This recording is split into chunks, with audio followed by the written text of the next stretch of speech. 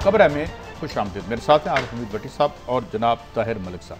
क्या गुफ्तगू हुई नवाज शरीफ साहब की जनाब मौलाना फजलुर रहमान से? क्या जेल भरो एक तहरीक का आगाज़ किया जा रहा है या सिर्फ बातें? अभी तो जेल से निकलने की तो तहरीक तो हमने देखी है सज़ाओं के बावजूद। तो भरो, हाँ, मौलाना फजलुर रहमान साहब अगर चाहें तो अपने जो मदरसों के तालिब हैं उनकी रिहाइशगाह तब्दील हो सकती है उनके मदरसों से जेलों में। बहरहाल ये क्या होने जा रहा है इसे अपने माहिरीन से पूछेंगे। वज़ीर आला पंजाब उस्मान बुज़दार कहते हैं कि ये शोशे छोड़े जा रहे हैं मेरे हवाले से, मगर क्या ये शोशे हैं? और आज खास तौर पर एक अहम सीनियर ब्यूरोक्रेट जो नैब में गए, हम अंदर की कहानी भट्टी साहब से और मलिक साहब से पूछेंगे वहाँ अंदर क्या क्या फायर वर्क्स हुए। बताया जा रहा है कि कुछ फायर वर्क्स हुए हैं मुबैना तौर पर, और उसके साथ साथ तब्दीली सरकार के 2 साल अवाम पर कैसे गुजर गए। एक और इंतहाई अहम डेवलपमेंट, जनाब चीफ ऑफ आर्मी स्टाफ सऊदी अरब में हैं, और इस हवाले से मैं ख़ास तौर पर पूछूंगा कि क्या ये चीन और अमरीका की प्रॉक्सी वॉर चल रही है, क्या ये उसी का शाखसाना है जो हमारे थोड़े से ताल्लुकात में थोड़ी सी बदलाव आया है? और ये क्या मामला है, क्या मुतालबात है, हम पूरे कर सकेंगे नहीं कर सकेंगे,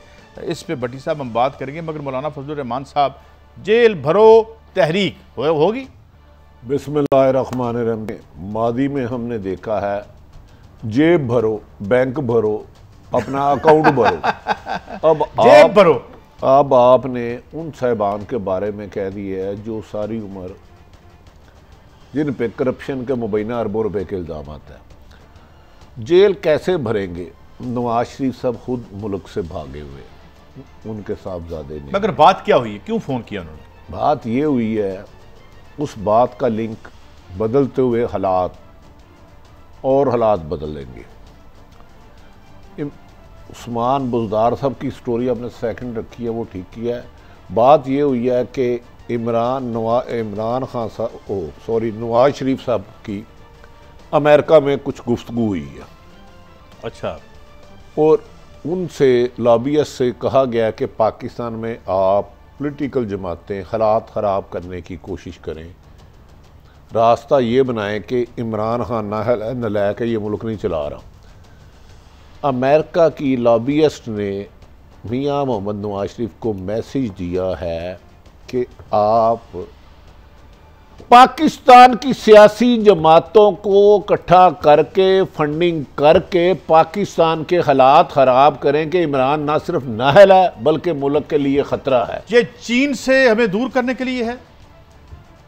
काजी साहब, आप बहुत समझदार हैं।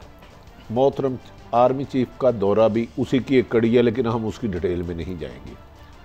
मौलाना फजलुर रहमान को भी सऊदी अरब में इनके लिए बहुत सारी चीज़ें आती हैं, तोहफे चॉकलेट मिठाइयाँ, उनके माशाल्लाह इतने मदरसे हैं, वो वैसे तो नहीं चल सकते। मदरसों को चलाने के लिए तो आपको बहुत ज़्यादा फंड चाहिए होता। तो नवाज शरीफ साहब ने अमेरिका पिंग चढ़ा लिया। अमेरिका और पाकिस्तान की हुकूमत के फासले हैं सी पैक की वजह से। ये एक ऐसे उलझाव में हम जा रहे हैं जिसे सुलझाते सुलझाते मज़ीद उलझते जा रहे हैं। अब देखना ये है कि आज पीपल्स पार्टी ने तो खुल के कह दिया कि जी मौलाना ने हमें एतमाद में नहीं लिया, हम इनकी तहरीक तो रुक तो चल रही, कोई नहीं चल रही, और नहीं नवाज शरीफ से भी नहीं चलनी, मरियम साहब मौलाना फजलुर रहमान मदरसों गड्डी चल रही है महंगी जी, बच्चों के जरिए नहीं। आपकी इतला के लिए अर्ज है कि पहली किस्त KPK की एक सियासी जमात या मजहबी जमात को मिलने वाली है। बस इससे आगे ANP की बात कर रहे हैं, यानी पता नहीं मजहबी जमात साहब। वैसे मैं आप दोनों भाइयों से डिसएग्री करूंगा। मेरे ख्याल में ये दोनों एक दूसरे के लिए बड़े मावन हैं। थोड़ा सा एक बैकग्राउंड कौन मावन है? नवाज शरीफ के पास सेंट्रल पंजाब का वोट है, वो उसकी वजह PTI परफॉर्म नहीं कर सकी, वोटर उसके साथ है, उसके पास स्ट्रीट पावर नहीं है। मौलाना के साथ ट्रेजिडी है, उनके साथ पाकिस्तान का वोटर नहीं है, उनके पास स्ट्रीट पावर है। तो ये एक बेहतरीन शादी है जो मेरे हिसाब से ये 2 साल की जो कारकर्दगी हुकूमत की है। अगर इसके बाद, और कल जो इस्लामाबाद की अपना हाई कोर्ट ने जो सबसे बड़ा बात साबित की है कि नवाज शरीफ सब किस चक्कर में लंदन बैठे हैं, वो तो 4 हफ्ते के लिए गए थे। अब मुझे बताएं नवाज शरीफ की इससे ज़्यादा अच्छी और क्या इंटेलिजेंस हो सकती है कि बजाय वो इश्तिहारी मुलज़म बन के लंदन में रहे, वो वापस आए और कि जी अब ना मैं नैब में जाऊँगा ना मैं जेल भरूँ, तहरीक मैं जेल में चढ़ूँगा, तो जेल भरते हैं। मेरे ख्याल में ये पॉलिटिकली बड़ी संजीदा मूव है, और आप देखेंगे सितंबर आने वाला पाकिस्तान के लिए पॉलिटिकली स्टेबल नहीं होगा। अच्छा जी मलिक साहब, भट्टी साहब, ये कह रहे हैं जनाब कि वो यार बड़े जेलों में AC लगा के रहने वाले जेल भरो यार, और कौन सा इनका वोटर कितने है? स्टूडेंट हैं उनके, बताएं, लाखों तो स्टूडेंट हैं उनके पास। मैं आपको एक बात बताऊं, ये जो आपकी मिथ है ना, चकवाल में चौधरी गुलाम अब्बास मेरे दोस्त भी हैं और MNA भी रहते हैं, वहां से इलेक्ट होते हैं। वो जिस पार्टी में जाएंगे ना, काफ में जाएंगे काफ की सीट बढ़ जाएगी, नून में जाएंगे नून की सीट बढ़ जाएगी। यहां इलेक्टेबल की सियासत है।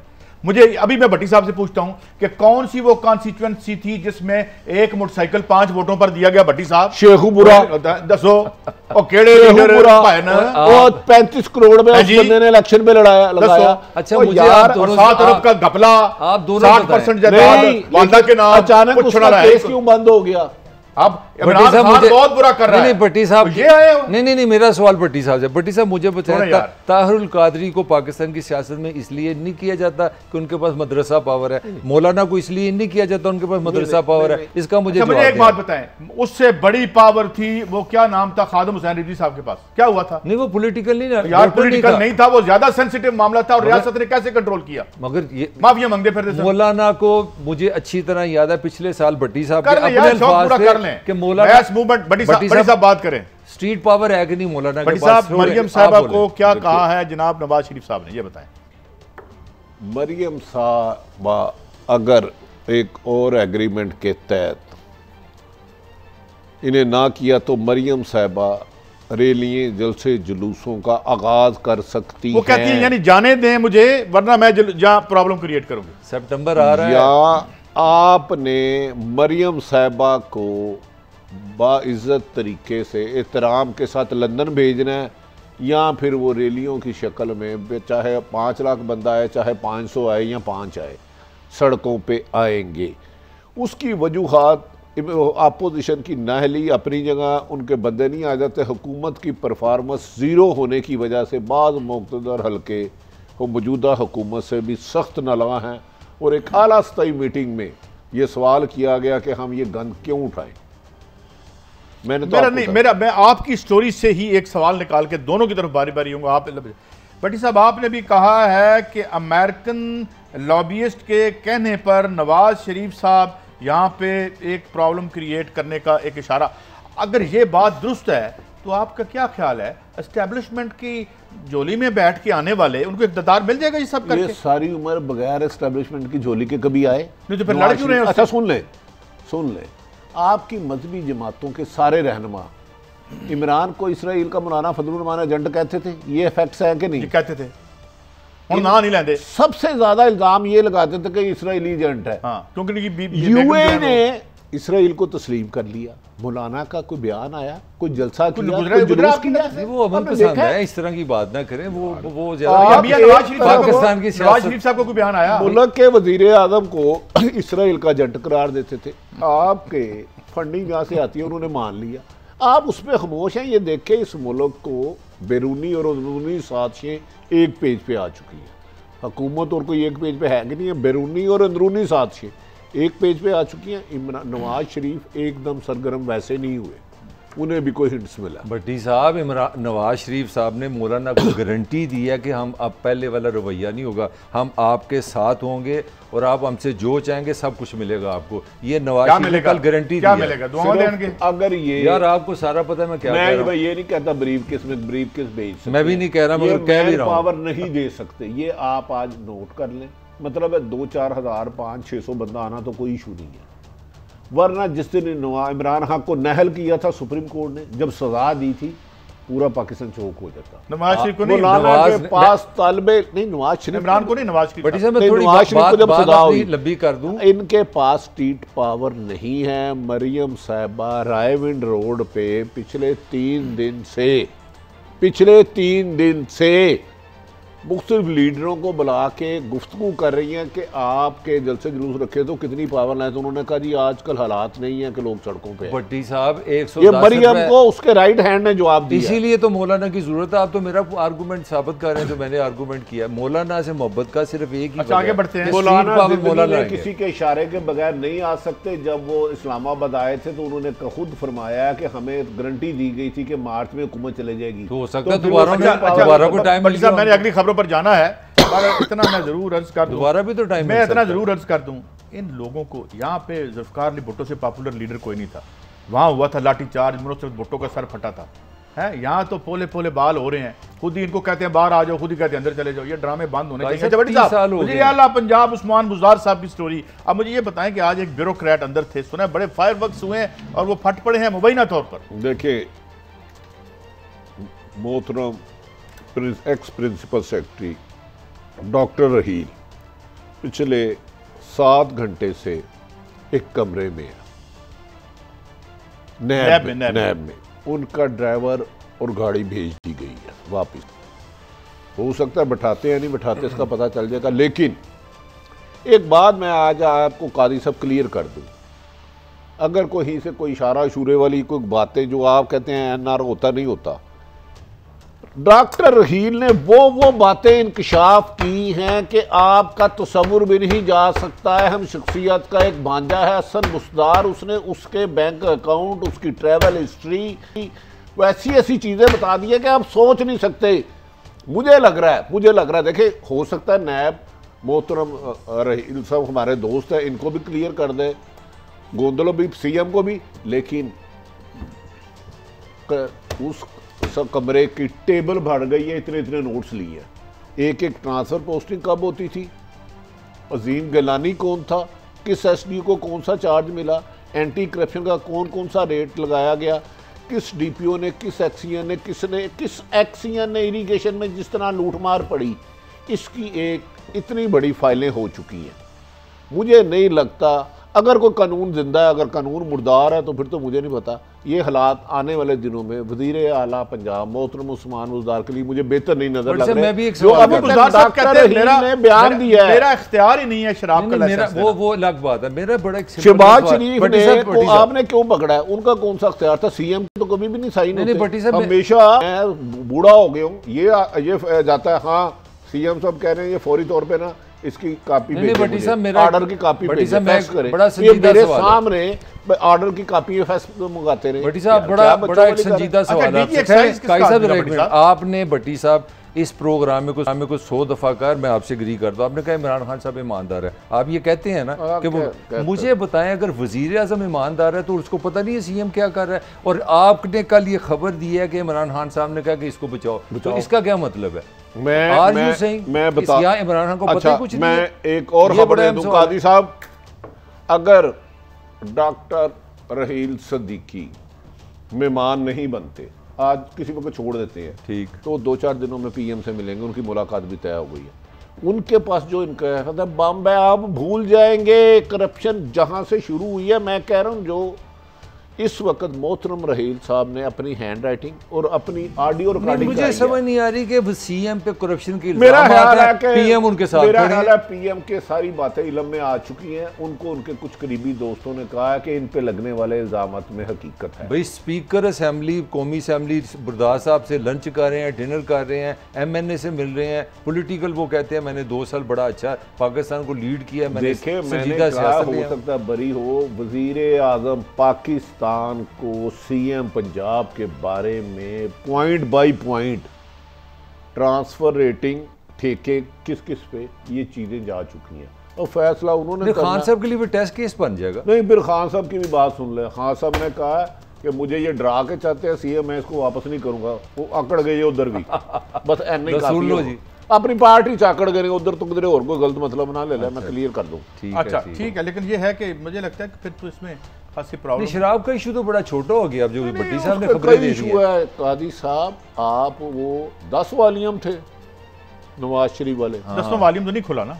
नहीं, वो 10 या 11 वॉल्यूम थे, रद्दी काफी थी वैसे। अच्छा, इसके ज्यादा वॉल्यूम बढ़े हैं, किसी से बात ना करना और टीवी पे नहीं ये बात करनी। अच्छा, क्या नहीं मनना है, बताना भी नहीं है। अकरम गोंदल रहील और उसके बाद एक और पीएसओ किसी भी वक्त मेहमान बन सकता है जो रिकवरी करता था। बस भट्टी साहब ये किसका बंदा है ये गोंदल जिसका नाम आपने लिया? यार मुझे नहीं पता, बंदे तो सारे अल्लाह के होते हैं, लेकिन इधर आके कोई उसका हो जाता है, कोई उसका हो जाता है। आपको सब पता है, आदमी है, हमें थोड़ी सी इन्फॉर्मेशन दे दिया करें, हम भी कोई थोड़ा सा छोटे मोटे। मंडी बाउद्दीन के रहते हैं। अच्छा, तो रिहाइशा उनकी थोड़ा आगे भी, डीपीओ अमीर तैमूर भी मंडी बाउद्दीन रहे हैं। अच्छा, होटल का मालिक भी मंडी बाउद्दीन से है। तो कहानियां लंबी। अच्छा दोस्तों, एक ब्रेक है, लंबी है ब्रेक है, और अभी हमारे पास बहुत सी स्टोरीज हैं। एक तो ये कि तब्दील कार में 2 साल आवाम पर कैसे गुजरे हैं, कुछ हम मलिक साहब से लेंगे कि जो कीमतों में जो इजाफा हुआ वो क्या था, उसके साथ साथ बाद में हम बात करेंगे आर्मी चीफ साहब का जो दौरा है सऊदी अरब है वो क्या है, क्या इस प्रॉक्सी वार में से हम कैसे ओहदा बरा हो सकते हैं, और आपको ये खबर भी देंगे कि चाइना भी ऑफर में कर रहा है और वो ऑफर क्या है वो मैं आपकी खिदमत में अर्ज़ करूँगा और बाकी दोस्तों से पूछेंगे एक ब्रेक के बाद। Welcome back. अच्छा भट्टी साहब, 2 साल मुकम्मल हो गए, गवर्नमेंट की तरफ से भी क्लेम्स आए हैं बहुत से, जी बड़े पैसे बच गए हैं, कीमतों का जो मामला है वो बड़ा, आप कैसे देखते हैं? काजी साहब गवर्नमेंट का तो मुझे नहीं पता, मैं तो 20-22 करोड़ आवाम का बता रहा हूँ। सिर्फ ये 2 साल पहले 18 अगस्त 2018 पे आटा कितने किलो था, चीनी कितने किलो थी, सब्जी कितने किलो थी, घर का बिजली का मीटर कितने मैं बता दूंगा, सारा कुछ बता दूंगा कितना था।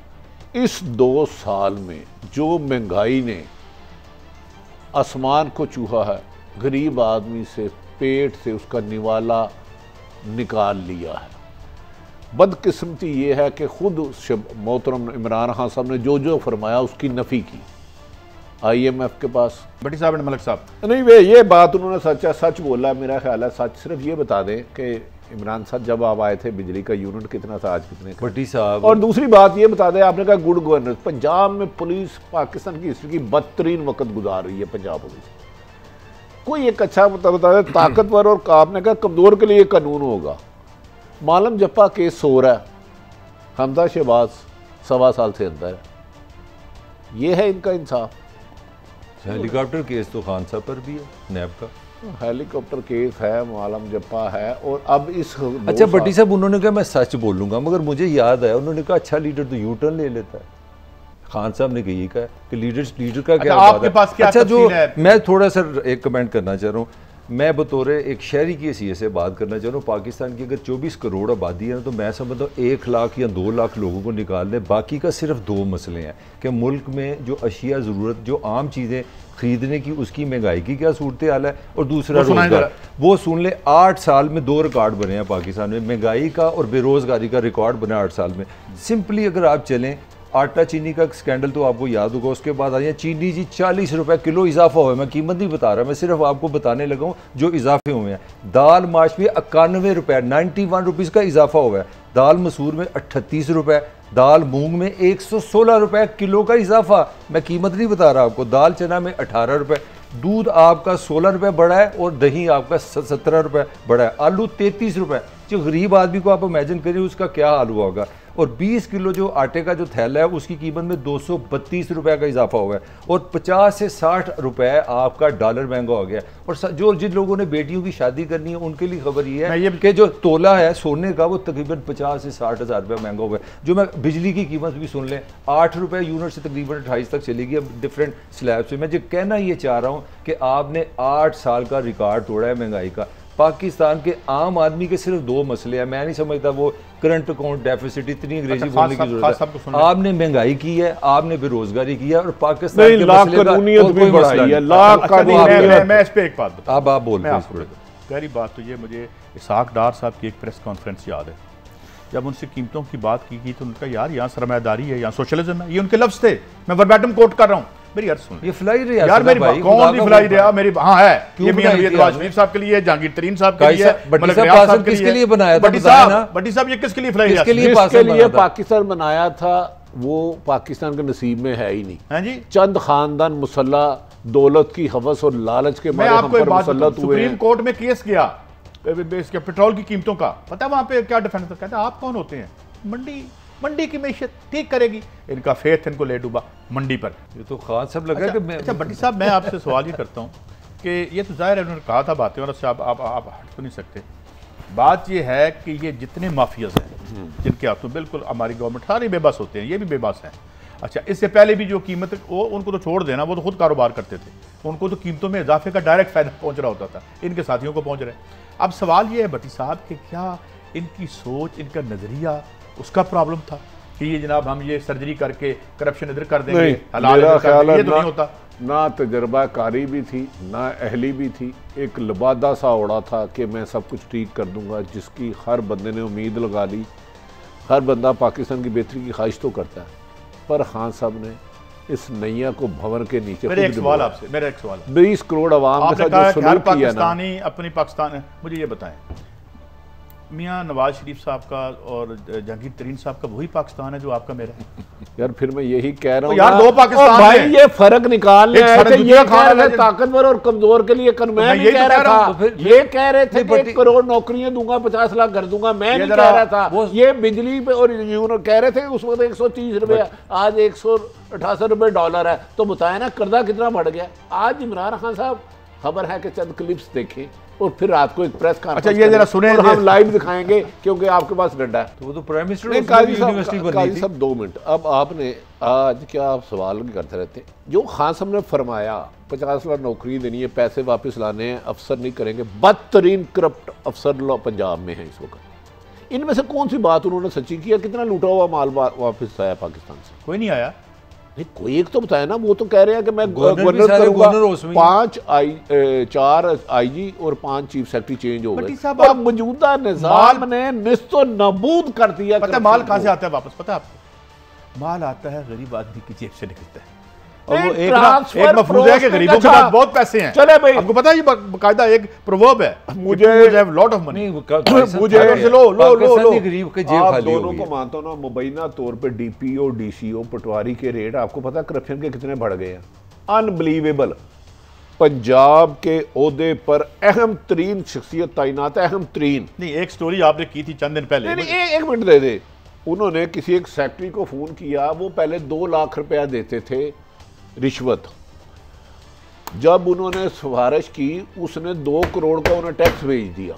पर अहम तरीन शख्सियत पंजाब की, अहम तरीन, यहां तो रेट को 100 गुना बढ़ गया। हाँ, तरक्की की, माजी में भी करप्शन होती थी, वो इन्वॉल्व, तरक्की तो करप्शन में हुई ना, लेकिन करप्शन में हुई। और तहसीलदार का अलग रेट है, पटवारी का अलग रेट है, कमिश्नर का अलग रेट है, अच्छी पोस्टिंग का अच्छा रेट है। एक अजीम गलानी है, एक और 5-7 बंदे हैं जिनको आज डॉक्टर रहील ने नाम लिया कि कौन कौन फ्रंट मैन है, उन सब का लेवल ग्रेड 5 से नीचे। सब आप अफसरों की बात कर रहे हैं आज जो नहीं पकड़ते हैं। एक जो खबर चल रही है हमारे टीवी में, ये खबर बकायदा आ गई है कि एक वफाकी वजीर और एक बहुत आला अफसर के दरमियान हाथापाई, वो हाथापाई मेरी शाह महमूद साहब से खुद बात हुई है, वो कहते हैं 1% भी नहीं। शाह महमूद साहब ने कहा मैं आपको गारंटी दे रहा हूँ, मैंने कहा देख लें सर ऑफ रिकॉर्ड, उनके बकौल कि इस किस्म की बात का कोई वजूद नहीं है। लेकिन हाँ, शाह महमूद कुरैशी ने जो कुछ कहा हुकूमत की पॉलिसी के मुताबिक, वो आ गया, हमने क्या दिया। जरा ये पहली जो तकरीर थी इमरान खान साहब की, उसमें भी कुछ वादे थे, वो भी सुनवा देते।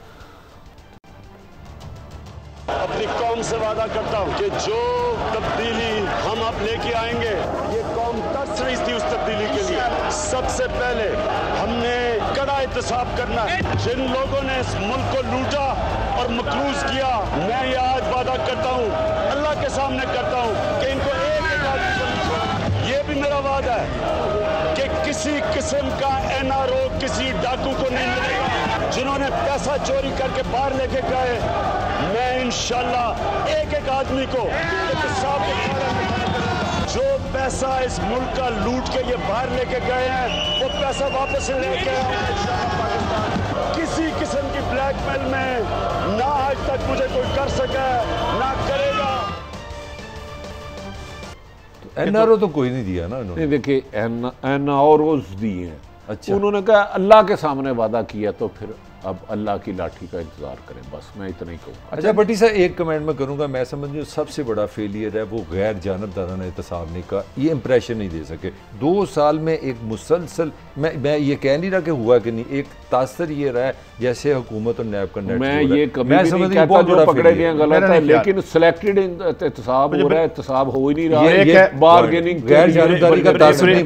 ब्रेक ये है, थोड़ा सा 15% भी एहतसाब ठीक होता तो लंदन वाले जेलों में होते, और ये सारे जो पुलिस की गाड़ियों पे 2 नंबर पैसा ढोने वाले हैं, ये विक्ट्री साइन न बना रहे हो। एक ब्रेक है, एक ब्रेक है, ब्रेक के बाद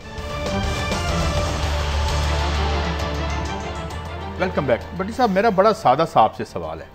ये तो हम देखेंगे सऊदी अरब गए हुए हैं चीफ अवामी स्टाफ, और मेरे ख्याल में कोई वहाँ पे कोई पेशरफ्त भी हुई है, और जो बात, मगर सवाल मेरा आपसे बड़ा सादा है।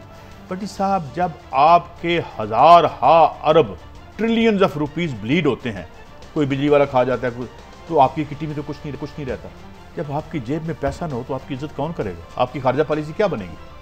इसीलिए तो कोई बन नहीं पा रही। आप इकानवी तौर पे तबाह हैं, आप मरहूने मिन्नत है सैलरियों देने के। आज ये दौरा बड़ा अहम तरीन दौरा है, इसके साइड उसके नताइज कुछ दिनों बाद आएंगे। देखें, हम इधर चाइना, पाकिस्तान, ईरान एक ब्लॉक बन रहा है, उधर आपको पता ही है अमेरिका, यूके, सऊदी अरब, इसराइल एक ब्लॉक है। तो आज का दौरा मेरा ख्याल है कि आर्मी चीफ कोई बेहतर नताइज निकालने में कामयाब हो जाएंगे, लेकिन इस दौरे के असरात बहुत गहरे होंगे और पूरी दुनिया की सियासत और इस खुसूसन इस खित्ते के अमन पर इंसार करता है। लेकिन जी बात यह है कि ये बड़ी देखिए, आपकी सियासी हुकूमत फेल हो चुकी ना, वो नहीं गए, आपके प्राइम मिनिस्टर नहीं गए। आपके प्राइम मिनिस्टर को जाना चाहिए था। आपको सैलाब से लेके, जलजले से लेके, कराची की बारिश के पानी से लेके फौज को बुलाना पड़ रहा है। तो मुझे बता दें, हुकूमत नाम की कोई चीज़ है तो कहाँ है? भट्टी साहब, आप हुकूमत की बात कर रहे हैं, जो बहुत ज़्यादा जो अंदर की खबरें आ रही हैं कि उन्होंने बड़ा संजीदा जो रिएक्शन है ना सऊदी अरब से, वो हमारे वज़ीर ख़ारजा पे है। उन्होंने कहा है कि दुनिया की कौन सी ऐसी सफारत खा रही है कि आप टेलीविज़न के टॉक शो में जाके अपनी सफारत रिलेशनशिप मैं आपको सीरियस बता रहा हूं। इस्लामी ममालिक नहीं ना होते कि मकबूजा कश्मीर पे भारत वहशियाना दहशतगर्दी करे और OIC इस्लामी ममालिक की तंजीम उस पर लबकुशाई भी ना करे। तो फिर मेरा ख्याल है बड़ी साहब, हम जब करते हैं ना लबकुशाई एज एन एनालिस्ट, एक और बात है, जब आप एक रियासत के नुमाइंदे और इंतहाई अहम नुमाइंदे के तौर पर करते हैं तो फिर मेरे ख्याल में कुछ रेस्ट्रेंट्स होने चाहिए। नहीं मेरी बात का आप जवाब देना। आप बताएं, दुनिया की डिप्लोमेसी टॉक शो से चलती है और उन्होंने बड़ा सीरियस इस पे रिएक्शन दिखाया। उन्होंने कहा आपका हमसे कोई इख्तलाफ है तो अब हमसे बात करें। आपका वजीर खारजा अगर आपके टेलीविजन में जाएगा और आप लोगों में हमारे खिलाफ इस तरह की रेपुटेशन, लेकिन यार आप इस बुनियादी बात से यकीन रखते हैं कि जहाँ की इतनी करप्ट रूलिंग एलीट हो, 70-80 साल से खोखला करके रखते हैं, आपके पास एटम बम भी हो, दुनिया की 7वीं बड़ी फौजी ताकत आपके पास मौजूद है, इसके बावजूद चूंकि आपके पास 2 पैसे नहीं छोड़े इन्होंने। काजी साहब, आप अजीब बात कर रहे हैं, पहले खुद ही बात कर रहे हैं। जब आप $3 अरब के लिए उधार लेंगे अपना तेल, फिर आपको जरा बात करें किसी अगला कहता पहले हमारा $1 बिलियन सुने ना, $1 बिलियन वापस करें, सुन ले 1 मिनट मेरी। फिर आप चाइना से पैसे लें और आप पता है आपको अपने वजीर खारजा साहब चाइना क्यों जा रहे हैं? क्योंकि ये भी खबर है कि सऊदी अरब ने अगला $1 बिलियन। मेरा सवाल जेब खाली। मुझे आप ये बताएं कि जब आपकी रूलिंग एलीट जो है इतने सब कुछ होने के बावजूद, मिसाल के तौर पर एक ब्यूरोक्रेट हमने देखा 65 करोड़ रुपए उसके घर निकल आया। एक ब्यूरोक्रेट का खड्डा, मुझे कहना चाहिए नहीं कि खोद के उसके दफनाने तक रियासत उसकी जिम्मेदार है। शर्म ही नहीं आती हमें? मुझे बताएं ना, मुझे एक बताएं, आप प्राइम मिनिस्टर ऑफ पाकिस्तान बन गए, आप बैठ के ठेके बेच रहे हैं और एस्टेब्लिशमेंट अगर 2 नंबर कर रही है आपकी, जो आप कहते हैं कि कर रही है, उसको पकड़ना आपकी असेंबली का काम है या मेरा काम है? असेंबली का काम। फिर मुझे बताएं ना, जिन्होंने पकड़ना है वो पुलिस की गाड़ियों में 2 नंबर रकम ढो रहे हैं, तो आपकी आलमी दुनिया में यही बड़ी साहब। मैं छोटा सा आपसे सवाल कर लेता हूं, आप समझते हैं कि ये निजाम आम आदमी के लिए बना है, उसकी वजह से हुकूमत बनती है? यार मैं तो ये नहीं समझ रहा बड़ी साहब, मैं आपसे मेरे जो बात की इसको जरा सेकंड कर दें या इनकार कर दें। देखिए काजी साहब, आपने 100% कहा। कायदे-ए-आज़म ने जिस मकसद के लिए बनाया गया था ना पाकिस्तान, वो तो आम आदमी के लिए बना था। मकसद दफन कर दिया चंद खानदानों ने। ये चंद खानदानों के लिए हुक्मरान बनते हैं, अपने और अपने करीबी अजीज़ दोस्तों को, रिश्तेदारों को नवाजते हैं। और जब से पाकिस्तान बना है, हमने हर आने वाला दिन गुजरे वक्त से बुरा देखा है। तो जिस मुल्क की इकानमी बेहतर ना हो, जहाँ रोज़गार ना हो, जहाँ बुनियादी हकूक़ ना हो, दूसरा मुल्क उसकी क्यों इज्जत करेगा? हमें अपनी इज्जत खुद करवानी है, अपने पाँव पे खड़े होकर। मैं एक और सवाल और मैं डायरेक्ट सवाल, आज एक मफरूज़ा कि मेरे फॉरेन एक्सचेंज रिजर्व $50 बिलियन के पड़े होते, तो हुजूर फिर क्या होता? काजी साहब, आप लंबी बताएं ना। मैं छोटी सी बात कर दूं, जिस मुल्क में एशिया की सबसे बड़ी हाउसिंग सोसाइटी यहाँ पे है, काजी साहब खजाने में 2 आने नहीं है। देखें, सारी जो बुनियाद है ना, सारी आपकी सियासी आज एक सफारती आज़ादी की, आपकी प्राइम मिनिस्टर को मिला है उस पर LDA के चेयरमैन। मैं प्राइम मिनिस्टर साहब से गुजारिश करता हूँ, LDA के बाईलॉज बनाए। यार आपने LDA पे स्टोरी की थी, को मार दिया और चंद खानदानों को खरपति करा दिया। आपने LDA पे स्टोरी की थी कि ये रिकॉर्ड इसलिए कंप्यूटराइज नहीं करते कि इन्होंने वारदात करनी है। किसी की कोई तरतीब नहीं आई। हमने कहा हमारा प्लान, आप अंदाजा करें, हम जिस प्राइम मिनिस्टर को ईमानदार कह रहे हैं वो उस आदमी को बुला के मिल रहा है जिसने अरबों रुपए का जालसाजी से वो है वो बाई लॉ चेंज भाई कर वो उसकी जो तब्दीली करते हैं, प्लाटों की तब्दीली करते हैं। आपका 90 लाख का प्लाट है, आपको कहते हैं यार इसको 2.5 करोड़ का कर देते हैं, इधर से आओ। हाँ तो कंप्यूटर में यार जिनको ये पैसे हमारे रियासत के थे ना, जब इनको हम खाने की इजाजत देंगे तो बाहर से फिर जो हमारी इज्जत हो रही है। तो भट्टी साहब ये जो नया शहर बन रहा है लाहौर के साथ, फिर इसमें वो जो 50 इतने बिलियन डॉलर वास्ते इस लाहौर शहर को रहने दें, नया शहर ना बनाइए। वो तो कहते हैं बीच में जंगल बनेगा, बड़ा मजा आएगा। 2-3 वजीरों ने अरबों रुपए इन्वेस्टमेंट कर लिए। ये शुरू हो गया के दौर का था, कब शुरू नहीं हुआ। मुझे तो पीएम से हैरत हो रही है कि आज आप एलडीए के उस बंदे को बुला रहे हैं जिसने अरबों रुपए का कौम का नुकसान कर दिया, चंद हाउसिंग सोसाइटी के मालकर को नवाजने के लिए। शहबाज शरीफ साहब इसको पेरिस बना रहे हैं, पता नहीं आप वाले क्या बना रहे हैं, मगर इसका बात सिर्फ एक ही है, अगर इज्जत कमानी है तो फिर ये 2 नंबरी और 2 नंबर निज़ाम ख़त्म करके अपने ख़जाने भरने होंगे, और ये भरे जा सकते हैं और हम इज्जत से जी भी सकते हैं। इजाज़त, अल्लाह हाफ़िज़।